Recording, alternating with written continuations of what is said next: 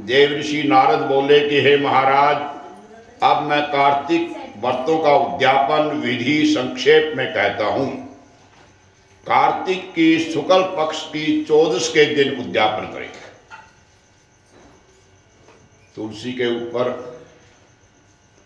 मंडप बनाए, चारों द्वारों पर मिट्टी के बने हुए पुण्यशील सुशील जैव विजय चारों द्वारपालों को पूजन करे। तुलसी के चारों ओर अनेक रंगों से सुशोभित सर्वतोभद्र मंडल बनाए।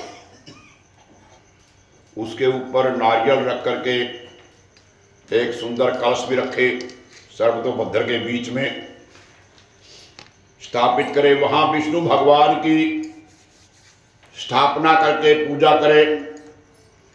14 को भगवान को भक्ति पूर्वक शांत स्वभाव से, शांत सावधानता से उपवास करे। गुरु जी की आज्ञा से भगवान की स्वर्णमयी प्रतिमा का पूजन करके अनेक प्रकार के भोग अर्पण करे। रात्रि में जागरण करे, कीर्तन करे, प्रातःकाल उठ करके नित्य नैमित्तिक कर्म करे। इसके पश्चात हवन करके ब्राह्मणों को भोजन करके भगवान विष्णु की प्रार्थना करे। तारा है सारा जमाना, प्रभु हमको बितारो। तारा है जमाना, बितारो प्रभु हमको बितारो, हमको बितारो प्रभु हमको बितारो। तारा है सारा जमाना, प्रभु हमको बितारो। तारा है सारा जमाना, प्रभु हमको बितारो।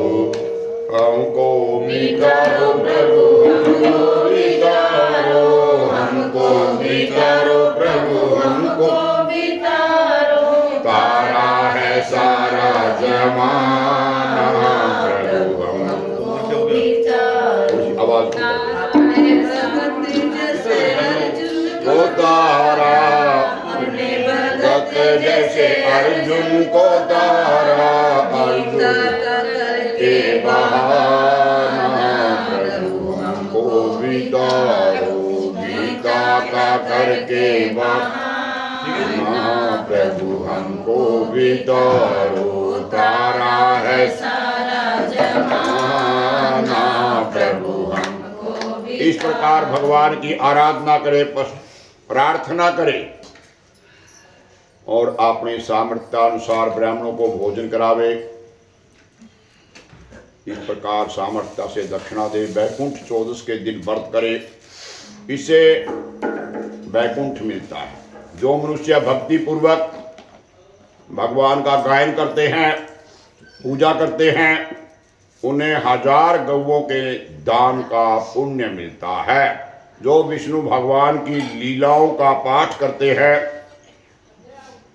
उसे मुक्ति मिलती है। इस प्रकार श्रद्धा पूर्वक व्रत करके पूर्णमासी के दिन स्त्री और ब्राह्मणों को निमंत्रण दे, फिर उनको खीर फल आदि अन्न का भोजन करावे। आतो देवा, इस प्रकार इन मंत्रों से तिल खीर का हवन करावे। यथाशक्ति दक्षिणा दे और नमस्कार करे। भगवान तुलसी देवताओं की गौ का पूजन करे। गुरु को सपत्नीक वस्त्र आभूषण देकर के अक्षमा प्रार्थना करे कि आप प्रसन्न हो, ताकि भगवान भी मेरे ऊपर कृपा करें। व्रत के प्रभाव से मेरे सारे पाप नष्ट हो जाएं और मेरी संतान दीर्घायु हो, मरने पर भगवान विष्णु पद प्राप्त हो और फिर उन्हें विदा करके अपने बंधु बांधवों के साथ भोजन करे। इस प्रकार जो मनुष्य उचित रीति से कार्तिक व्रतों को करते हैं, वे पाप रहित होकर के इस लोक में सुख भोग करके अंत में विष्णु लोक को चले जाते हैं।